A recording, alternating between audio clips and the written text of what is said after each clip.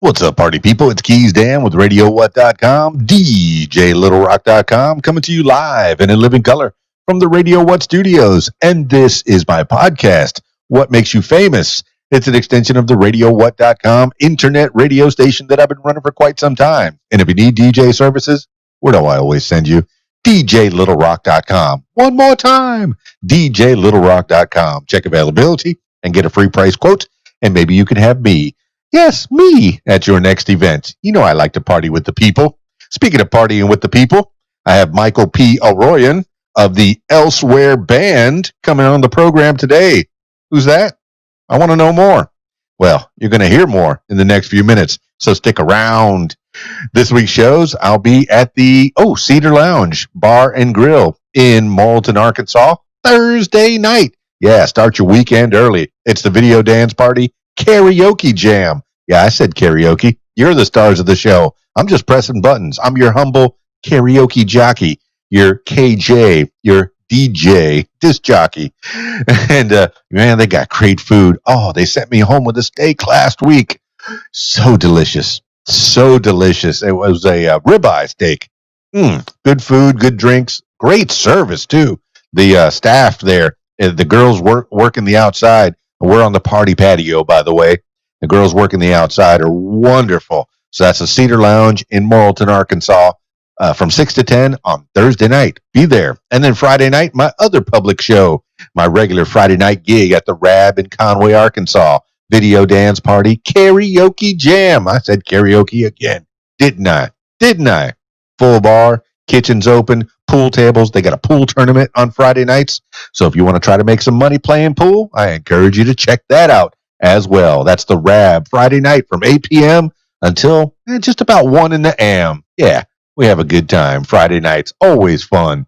And then Saturday, I have a wedding. So unless you're invited, you cannot come. Private parties. But I just wanted to mention that because I'm glad that weddings are coming back, baby. Yeah, they are. Yes, they are. All right. Without further ado, let's get into it with Michael. I know he's got he's short on time, so I don't know how this is going to go, but we'll see what happens. I'll put it out as much as I can, and hopefully I'll get to talk to him at greater length in the future. But I got him on Skype, so if you're listening to the audio version, you can check out the video version on my YouTube page, youtube.com/user/Keys Dan, or just look up Keys Dan on YouTube, and you'll see the Radio What logo sitting next to the proper channel. I know I have more than one YouTube channel, but that's the one that I've been saving for podcasts, the one with the Radio What logo. All right, let's get into it with Michael P. Aroian of the Elsewhere Band. Skyping him now.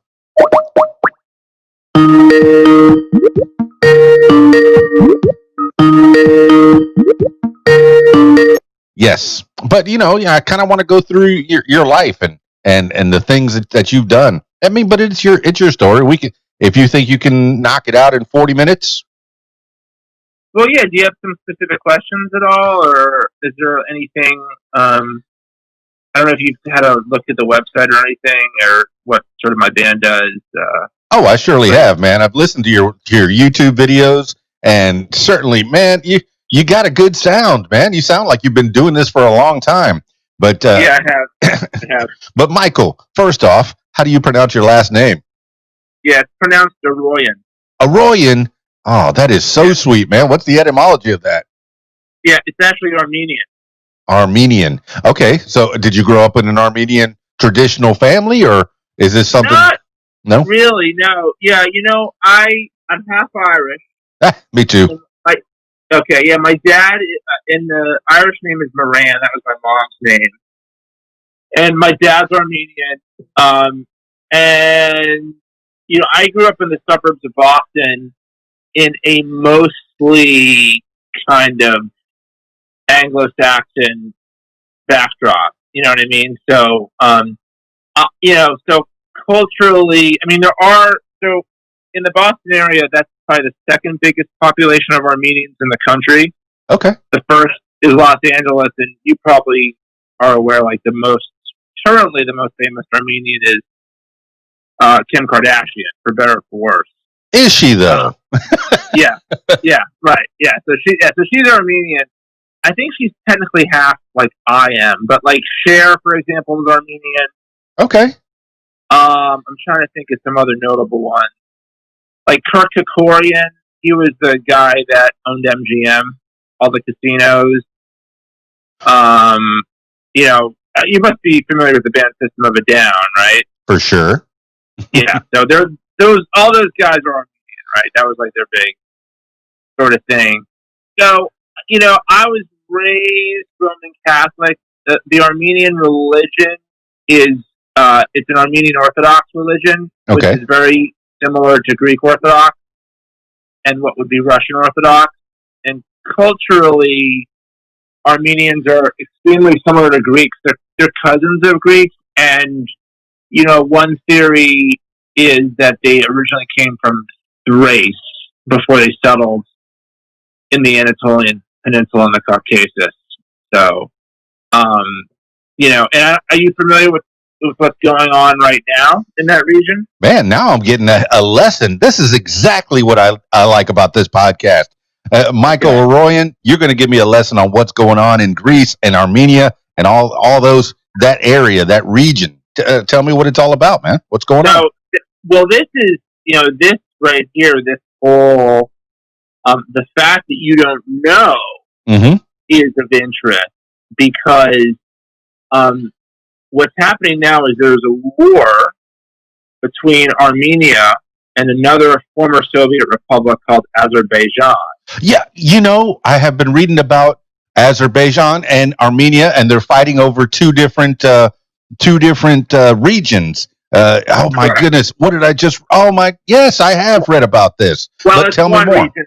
It's a region. There's two names for the same region, but it's called Artsakh in Armenian. That's the Armenian name, I believe, or Nagorno-Karabakh. And what that is a historically Armenian land, that's been there for thousands of years. That was so basically, I guess, quasi-partitioned from Armenia. I think in '94 or so, finally, 92, 94, somewhere in that time frame, after the fall of the Soviet Union. There was a war in the late 80s. It went on for about, I think, 6 years. And I'm not the best person to educate you on, kind of Eastern European, Trans-Caucasian, Eurasian history here. But this is sort of my understanding of what happened. And I think there were 30,000 casualties. And Armenia basically has this enclave, which is all populated by ethnic Armenians, and Armenia is the guarantor of security for that region. It's technically in Azerbaijan, and there's one road that goes from Azerbaijan to Armenia, or from Artsakh to Armenia, that's protected by Armenian troops, I believe. And what happened recently is on September 27th, that enclave was attacked and bombarded by the Azerbaijani army, aided by the Turkish government. And are you familiar with what happened 105 years ago? I am not, Michael, but I've been reading. Yes, from an Armenian's point of view, you're saying that the ceasefire that was recently put together was broken by the Azerbaijans, and then the Azerbaijans are accusing the Armenians. And I guess that's how war works. One side accuses the other, and the other one returns the suit. But 105 years ago, was there a similar thing going on? Well, 105 years ago. Now you're familiar with. So it's actually, I think the technical term is Azeris for people from Azerbaijan. Okay. And that is that country is sort of a artificial construct post World War One. So it was, I think, many different. I think it was formerly part of the Ottoman Empire. Again, I think more knowledgeable scholars of that region would be better to speak about the history, so I'm, again, I could be very wrong about some of this stuff, but from my knowledge, that's sort of how it has gone down. But no, in 1915, let me ask you this: what do you think the first genocide of the 20th century in Europe was? I feel like I'm about to get a history lesson. That it wasn't. Well, I've been told that it was the Russians had it as bad, or maybe even worse than the Holocaust. And I know that's going to get me comments like crazy. But it could be just about the same. But from what I understand, there was a region in Russia, and it might be this region that you're talking about, that had problems to where they had a genocide on as horrid, or if not as horrid, but certainly terrible. But tell me what your view is. So yeah, you might. I don't know if you're just talking about what generally happened with Stalin. Yes, exactly. But this would have been pre-Stalin. So what happened in 1915 is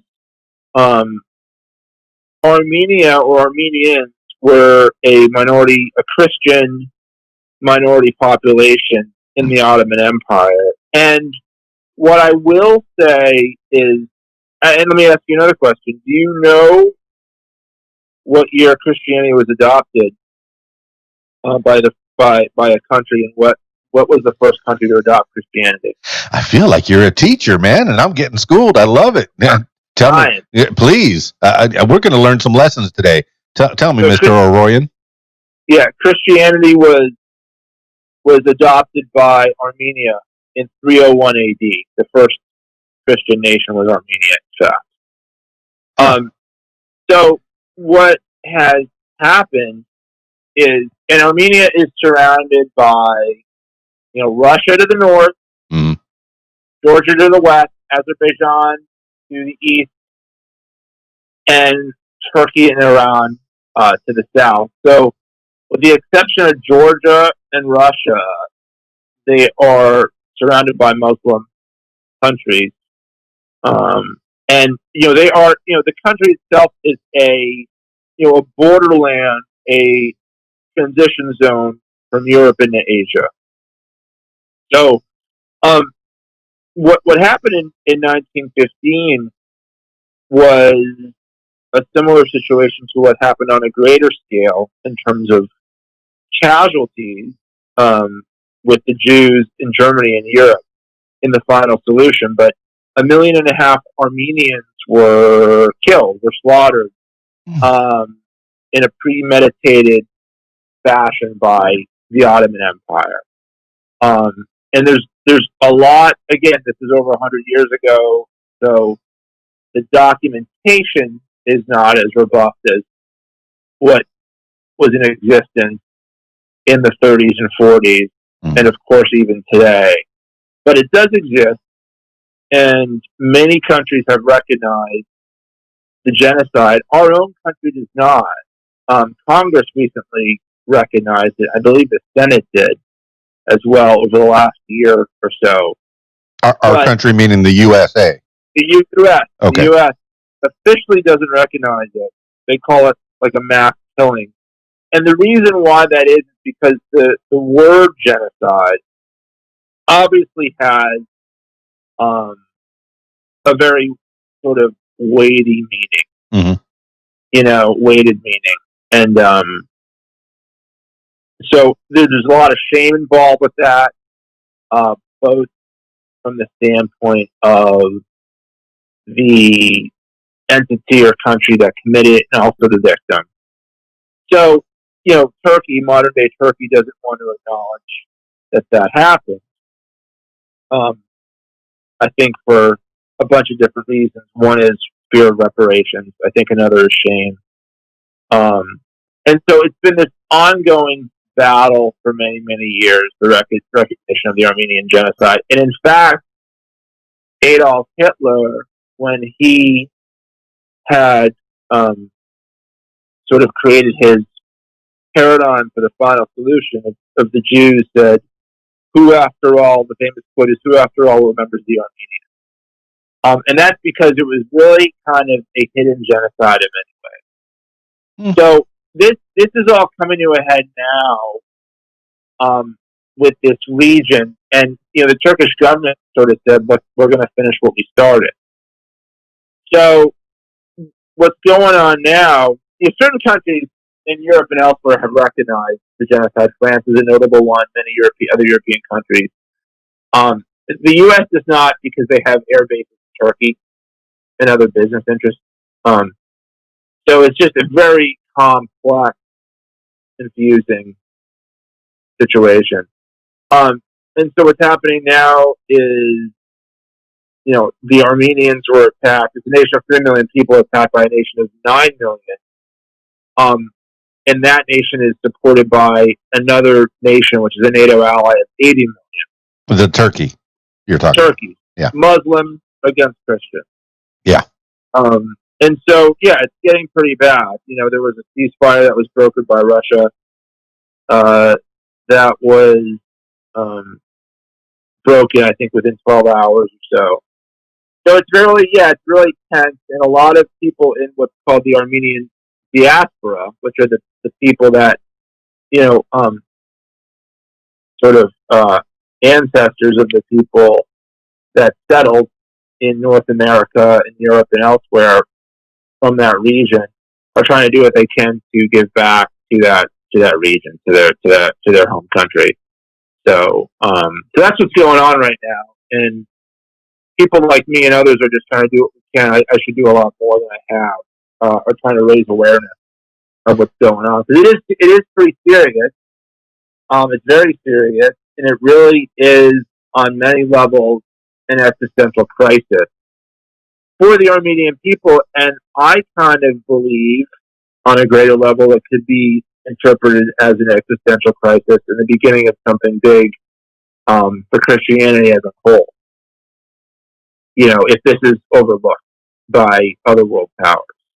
Yeah, you're saying that was the birthplace of Christianity, or not the birthplace, but certainly the early adopter of Christianity in 301. I'm looking at your bio and I'm realizing, oh, okay, this guy knows what he's talking about. You studied international relations at the London School of Economics. Was that in London? Yeah, I studied at the LSE for a period of time. I did an undergrad at Hamilton College, which is in upstate New York. And I sort of started with government, social studies, international relations, and then I eventually moved into investment management / finance, sort of for my professional career. But as sort of a student of history, that's where I started, and that's where I started sort of learning about. Is that something that you've always been interested in? Since you were a wee lad? Yeah, I think so. I think there's a famous quote, which is, history doesn't necessarily repeat itself, but it often rhymes. I've heard that one. I wish I knew who attributed it to. And then the learn from the mistakes of others. You can't live long enough to make them all yourself. I can't remember who said that either. I want to say Lincoln, but then there's so many things that are attributed to Lincoln that he probably never said. Yeah. So, I mean, I think it's important on many levels to understand where we came from, so we don't repeat the mistakes of the past. And even just, talking about, we're talking about some pretty heavy shit. Can I swear on Very serious. Very. Can I swear on this podcast? Or? No. And I want this. I want to know what's going on. And if that's the knowledge that you have pouring out of your head, please, by all means, send it out to the world. Maybe somebody will benefit from this. And, world peace will be achieved courtesy of Michael P. Aroian. Perhaps. We'll see what we can do. No, but am I allowed to swear on this stand or not? I'm not going to, but you can do whatever you want. This is your podcast. I'll just, if it comes out, it comes out. I'm not that bad. He's not going to celebrate. He's not going to celebrate the foul. Yeah, exactly. So that, that's why that sort of stuff's important. And I just think right now, in the period that we're in with the pandemic and other stuff happening, yeah, it's just so important to get perspective on what's going on in our world. So right, the whole world is under with this pandemic, but there's other things still going on. There's people getting killed by other means, and that would be, man. I'm so sorry that when you first mentioned it, yes, I have read about this over the last 2 weeks or so, where trouble has been brewing in that region, and it's, man, I had no idea that the Armenians were all, well, I knew that they were Christian, but I didn't know that they were the adopters of Christianity. And I know that region, it's claimed by, wait, it's is it claimed by Azerbaijan, and then the Armenians live there? Is that that's what happened? It is a technically, now what confuses things, and again, I could be very wrong about this. What confuses the matter is that the UN does recognize, I believe, that territory as an Azerbaijani territory that happens to be governed and inhabited by Armenians. Why this hasn't been figured out in a nonviolent way is beyond me. But those people have been there for thousands of years. Yeah, that's what I've been reading. You know what I mean? So it's just it's a very complex thing. But what's happened is that the Azeris and the Turks have broken international conventions for war, and they've attacked civilian populations, cultural sites. They recently bombed a very well-known church in the capital of Stepanakert, I believe is that the name of that city. I think it's called the White Chapel or the White Church, but they bombed the crap out of it. So yeah, it's some pretty serious stuff, and in many ways, the Armenians are alone right now. Oh my! So it's sort of like something that you would read. Ever read Lord of the Rings? Yeah, I haven't read Lord of the Rings. I've seen the movie. I feel like Rodney Dangerfield in that movie where he said, "Hey, I'm in and out in 2 hours." Oh, but like Lord of the No, I'm talking about J.R. Tolkien. Exactly, but I feel like Rodney Dangerfield. Whenever he says, "Did you read that book?" He goes, "No, I'm in and out of the movie in 2 hours. No problem." I don't think Rodney Dangerfield was Lord of the Rings. Okay, got you now. Okay, yeah. So it's sort of like a similar situation where, I sound bad by saying this, but where the orcs are sort of, the orcs from Mordor are mounting this huge offensive against, the elves and halflings or hobbits, that sort of thing, and dwarves. So, and it's sort of like right now it's very tenuous, and the odds are stacked against what we believe is the forces of good. So, Michael, were you born in the States, or how many generations in are you from Armenia? Yeah, no, I was born in Boston. Born in Boston, and then a mom and dad from, or they're both born in the U.S. Grandparents born in Europe. Grandparents, okay, but grandparents on dad's side is the Armenian side. Yeah. Okay, correct. And then mom's side is the Irish side.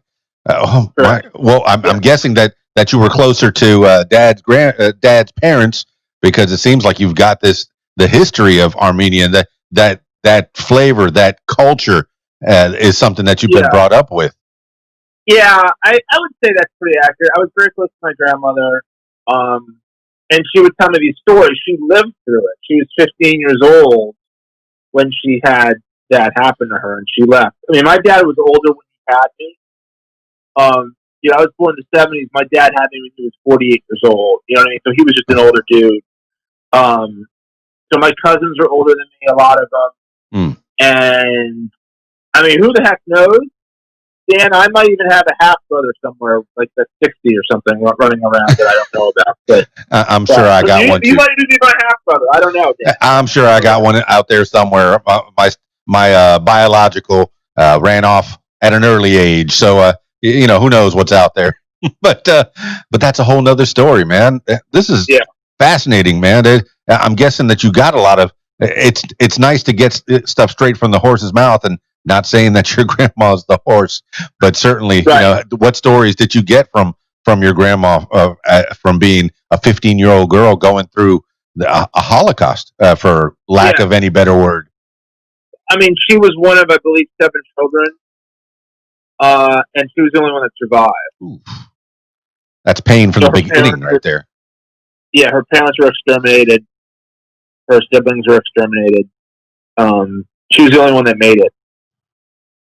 So I think, even though I myself and other, second and third generation Armenians didn't experience what happened, it's definitely passed down culturally, and I think, from a psychological standpoint, the issue is that it hasn't been resolved. It's still a very open wound. No, and it's That good that hasn't been resolved. you're keeping the story alive. You're keeping this, and once again, you're talking about history. And please don't repeat this. And it seems like it's getting repeated constantly. That whole region, the Middle East, peace in the Middle East was something that I've grown up since '69 when I was born. I've heard that, and there's hardly ever any peace over there because they're always fighting for little pieces of dirt. This piece was Yeah. my dirt, but you people live on it. But will it ever end? Is there an end in sight? There was a ceasefire, and it was broken in 12 hours. Crazy. Yeah. I don't know. I mean, it's that whole area. I mean, the Middle East is a little bit like, so Armenia is considered sort of. It's now considered Europe. I think historically it was a Eurasian territory, so it was in both continents. Yeah, I could see that. And what was left of it after the genocide was only in geographic Europe, which is anything west of the Ural Mountains and north of the Caucasus. But much of Armenia was also in the Anatolian Peninsula, in modern day Turkey.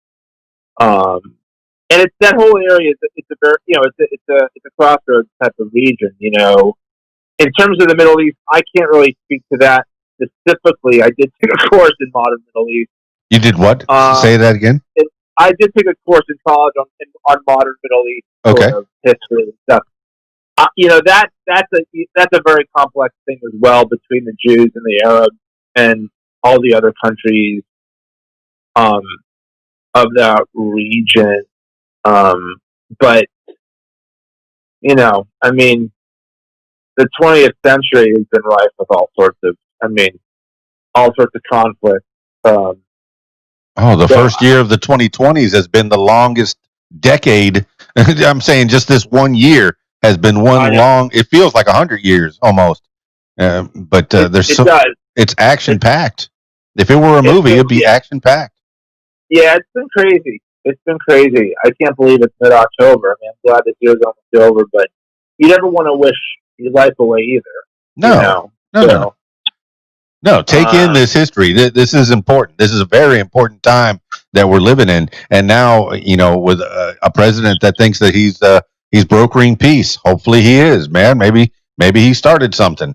I'm not sure, exactly what he started out there, but he's claiming that there's a possibility of peace. Just the fact that the Muslims are recognizing the Jews, right?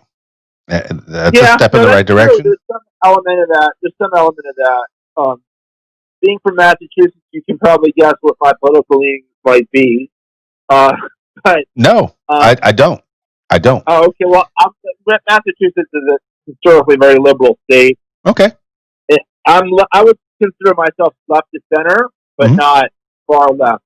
Yeah. And I have voted Republican before based on who the candidate is and what the issues are. I will say I'm not a supporter of Trump for many different reasons. I think he's a very dangerous element.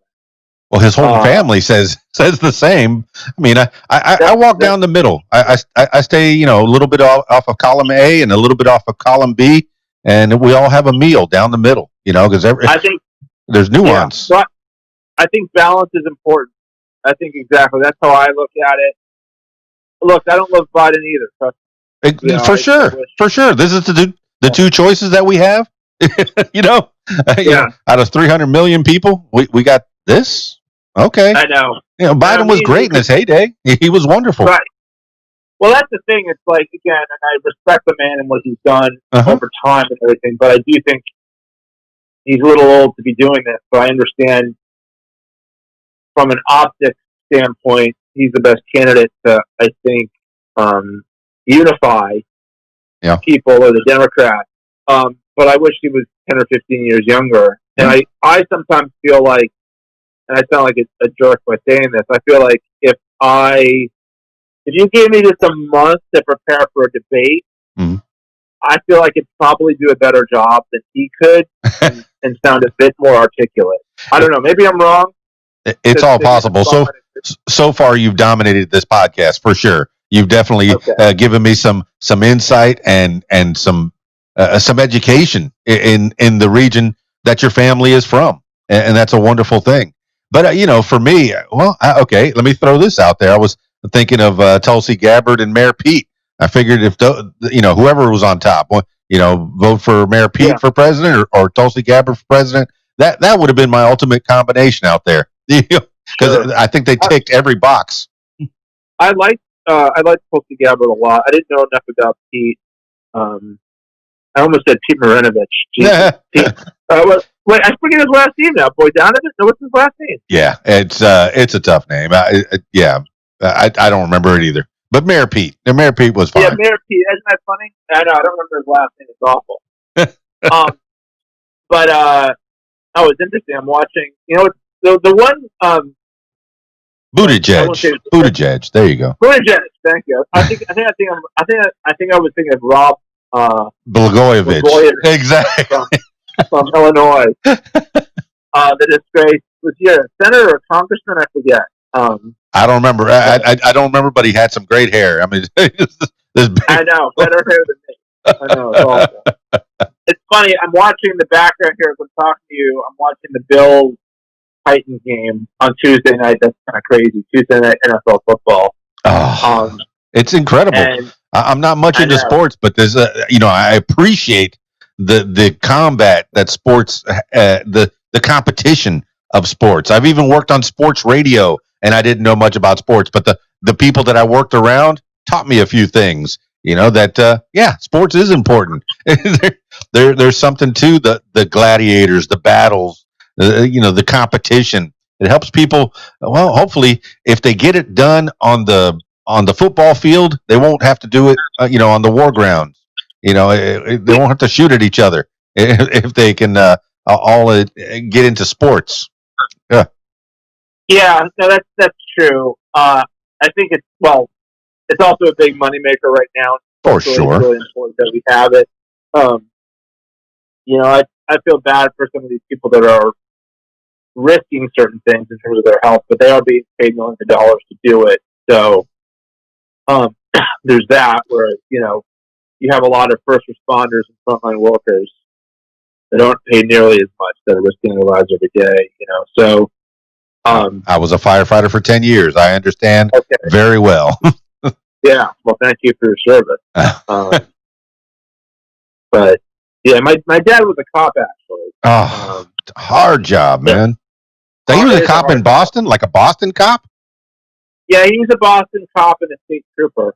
I can, you hear visions of, he was Armenian, but it's always an Irish cop. But I guess a cop in Massachusetts, you get a vision, and I get an image of who he might have been. Or Italian. A lot of people, I think one of his beats was in the North End, which is the Italian section of Boston, and everyone would think he's Italian. So he would get free meals all the time from people. Well, actually, though, I will say this: I did my DNA a while back, and it came back. I was actually 20% Italian. Okay. Which is a little bit confusing, but I think that's a function of, and I do switch it around every once in a while too. I would have thought it would have been Greek instead of Italian, but they kind of put that all in one category. But you could argue that might have been a function of the Crusades and the Holy Roman Empire and that sort of stuff. Oh yeah, you know what I mean. Same reason that everybody's a good percentage of Mongolian. Genghis Khan was everywhere. Oh, is that true? I didn't know that. Yeah, I haven't done one of those 23andMe's or anything, but from what I understand, a lot of people come back with a percent of Mongolian because he took over the world and and raped and pillaged. Wow, that's crazy. Yeah, interesting. Yeah. But yeah, I think I was 50% Irish, 30% what's called the Caucasus. Okay. Which they would put as it's like Armenia, Georgia, Turkey, and then 20% Italian. All right. Well, then you know that you're representing the area that you come from, Caucasus. Yeah, the Caucasus. So, but it was kind of cool when I got my results back, and they had recalibrated it. I remember going to the North End and feeling like I belonged. It was kind of cool. I was like, oh, I can go in this restaurant and order dinner, like whatever. So a lot of people think I'm Italian anyway, and then now I can sort of tell them I am. Yeah. So I don't know, a little bit. I'm half Cuban and I'm half Irish. Yeah, but I look like a white guy, so I pass. I pass for everybody, But there's nuances, man. It's not you're not one thing. People are people, and celebrate the differences and celebrate the samenesses. I hate these battles, these racial injustices, and I don't like you because you live over on that piece of dirt, and I don't like you because you live on that piece of dirt. It was just luck of the draw that you were born on this piece of dirt. No, I know what you mean. I agree. I agree. But all right, well, I guess we have to kind of wrap this up. But tell me about the music side of Michael P. Aroian. Yeah, sure. And we can also do a part 2 as well. If you want to do that, we can always make this a part 1. And if you have time down the road, we can do a part 2.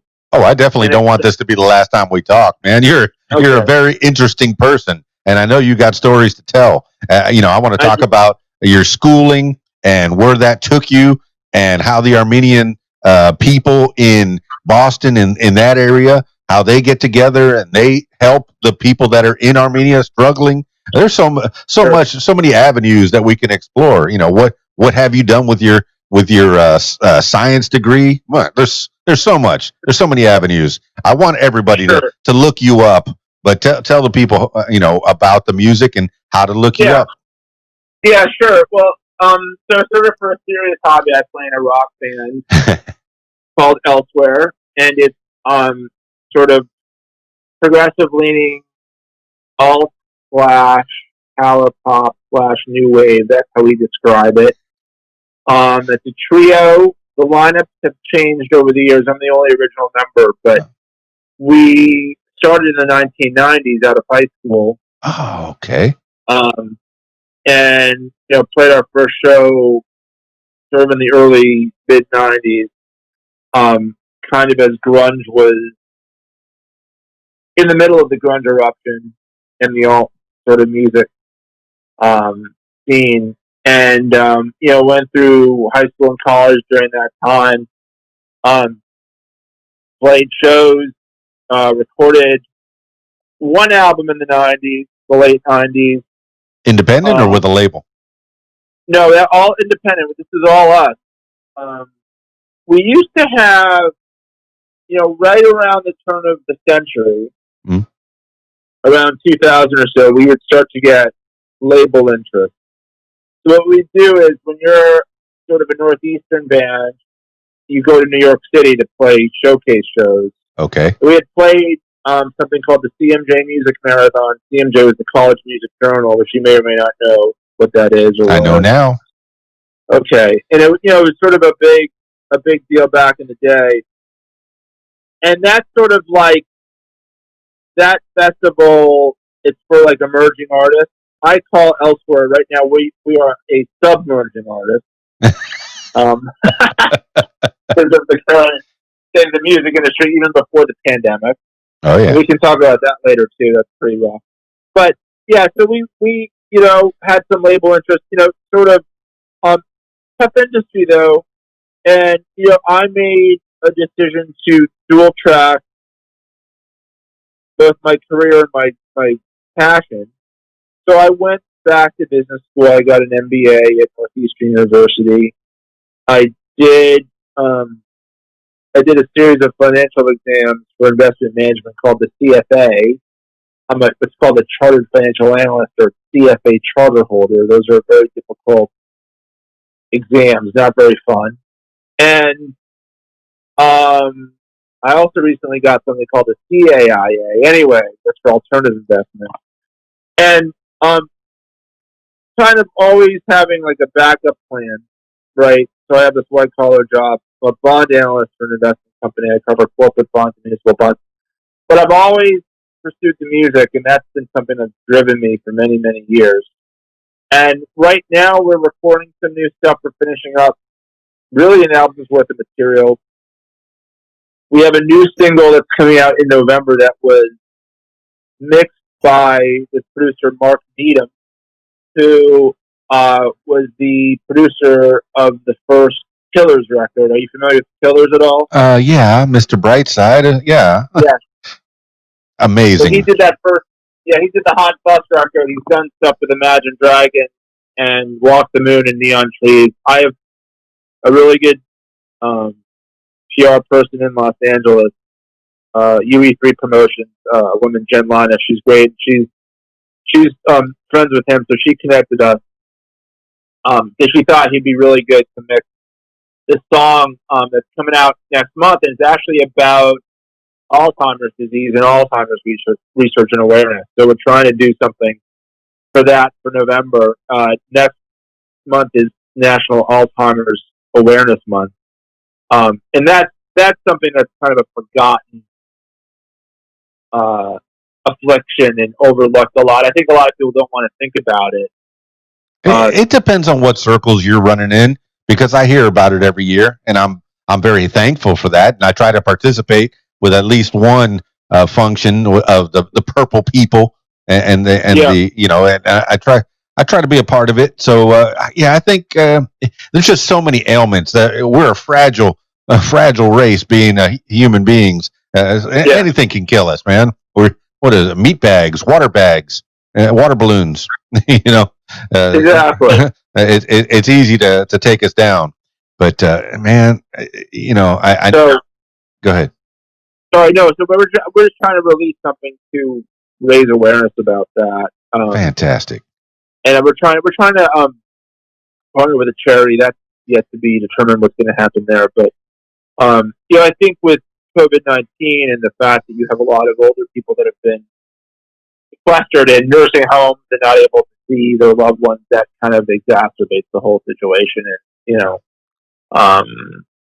so I don't know. So I just feel like it's a cause that still needs to be highlighted. You know, it hasn't been cured. Obviously, people are trying to address it. Companies are trying to address it, but it's a devastating disease that takes away your mind and your dignity. The worst, absolute worst.